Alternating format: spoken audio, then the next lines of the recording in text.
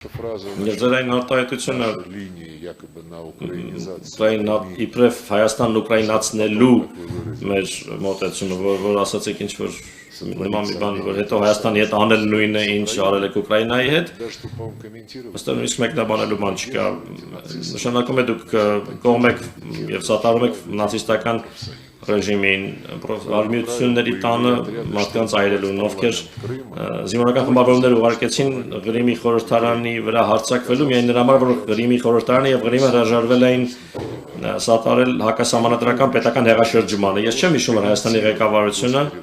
մեկնաբաներ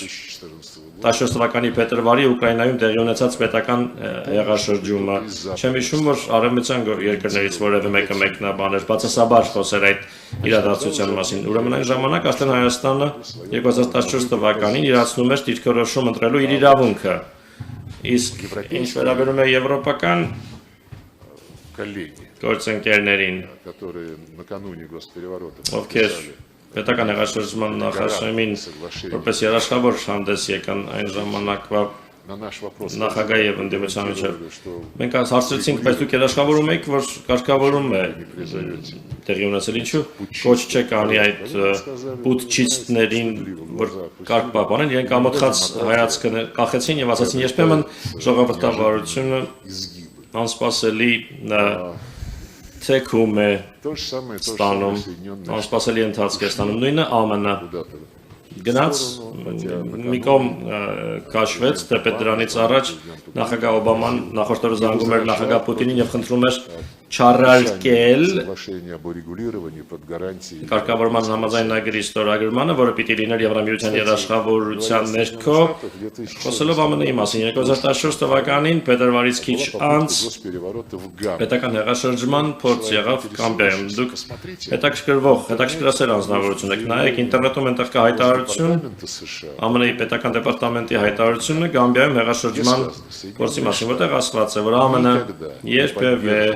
չեն սատարի իշխանության փոխանցումը ոչ սահմանադրական ճանապարհով, այ իրենց հարցրեք գալիս, լինում են չէ ամերիկացի գործընկերները այստեղ, մամուլասոլիստների գալիս են, իրենց հարցրեք ինչու Գամբիայում չի կարելի,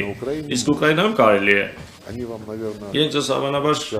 կասեն ինչ-որ բան, ինչ-որ սուբյեկտիվ հանգամանքների մասին, բայց իրականում Գամբիայում կառավարություն էր, որին ամերիկացիները սատարում էին, իսկ Ուկրաինայում նախագահ էր, ում իրենք ուզում էին իշխանազրկել և իրենց մարդկանց այնտեղ դնել։ Դա համար ես չեմ տեսնում պատճառներ, որևէ պատճառներ Հայաստանի ուկրաինացման համար, Հայաստանը մեր դաշնակիցն է, մեր ընկերն է, Հայաստանը չի Հայաստանը ռուսաց լեզուն, ռուսական մշակույթը անօրինական չի հռչակում, օրինական իրավունքներից չի զրկում էթնիկ ռուսներին և նրանց, ովքեր պարզապես ուզում են ռուսերեն խոսել։ Հայաստանում ընդունված չեն օրենքներ, որոնք արգելում են այդ ամենը, ի տարբերություն Ուկրաինայի։ Այդ օրենքների ցանկը այսօր մենք փոխանցեցինք մեր ընկերներին, որևէ երկրում չկա որևէ լեզվի արգելք, խոսքը ոչ պետական լեզվի մասին է, որևէ երկրի, որևէ լեզվի, եթե այդ լեզվով խոսողները քո երկրի բնակիչներն են, մենք պարզեցինք, որ Հայաստանում արգելված չէ ադրբեջաներենը, իմիջայլոց Ադրբեջանում, այդ թվում այժմ նաև Ղարաբաղում, սահմանադրությամբ Ադրբեջանի արգելված չէ հայոց լեզուն, իսկ այ Ուկրաինայում ռուսերենը արգելված է, Իսրայելում արաբերենը արգելված չէ, արաբական երկրներում եբրայերենը արգելված չէ։ Ուկրաինան այդ առումով ունիկալ պետություն է, երբ մենք լսում ենք Եվրահանձնաժողովի ընդլայնման հանձնակատարի հայտարարությունները, տեկին կարծես կոս ասում է, իբրև ամբողջ Ուկրաինան կատարել է բոլոր նախնական պայմանները և կարելի է սկսել անդամակցության բանակցությունները,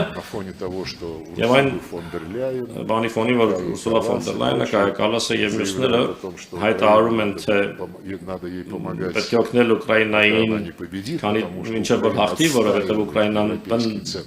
պաշտպանում է եվրոպական արժեքները, դա նշանակում է, որ Եվրոպան իր արժեքներն է համարում նացիզմը,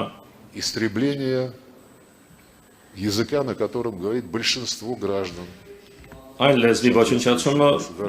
որով խոսում են տվյալ պետության Ուկրաինայի քաղաքացիների մեծամասնությունը, Հայաստանի ինչ ուկրաինացման մասին կարող է խոսքը գնալ, Հայաստանը քաղաքակիրթ երկիր է, դուք հրապարակեք ձեր հարցը ամեն դեպքում, իմ պատասխանները պարտադիր չէ։